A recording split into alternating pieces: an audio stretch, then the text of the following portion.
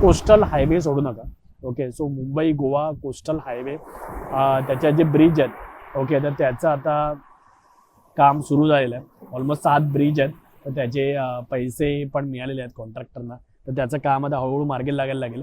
हे काय असा फुल असा एक्सप्रेसवे होणार नाही, पण गरज पण नाही आहे. ओके, जर माणूस मुंबईवरून निघतोय तर तो अटल सेतू मार्गे करंजा जेटीला येईल, करंजा जेटीवरून तर रेवसला येईल, रेवस करता करता अलिबाग करता करता मग तो रायगड जिल्ह्यात येईल, रत्नागिरीमध्ये येईल, सिंधुदुर्गमध्ये येईल. आणि हा जो सगळ्याच्या सगळ्या कोस्टल हायवे आहे, तर हा ॲक्च्युली जो बनणार आहे ना, तर तो पर्यटनाच्या दृष्टीने म्हणजे तो हेवन बनेल. ओके, जेव्हा तो बनेल तेव्हा, आणि खूप मोठं बूम होईल. ओके, असं माझं तरी एक्सपेक्टेशन्स आहेत. आणि आत्ताच होतं आहे, पण तो हायवे झाल्यावर तर अजून बुक होईल. कारण आता लोकांना मुंबई गोवा ज्यांना पर्यटनाच्या दृष्टीने ट्रॅव्हल करायचं कोकणामध्ये, तर त्यांना मग मुंबई गोवा हायवेने जायची गरज भासणार नाही. तर ते मस्तपैकी कोस्टलने ट्रॅव्हल करत येतील आणि मस्तपैकी एक 5-6 दिवसांचा प्लॅन बनवतील.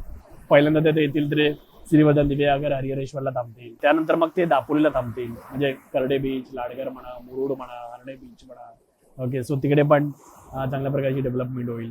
त्यानंतर मग ते गुहागर करता करता मग ते इकडे रत्नागिरी, गणपतीपुळेला येतील. मग आपल्या देवगडमध्ये येतील. मग मालवण, तारकर्ली, देवबाग करून ते गोव्यामध्ये जातील.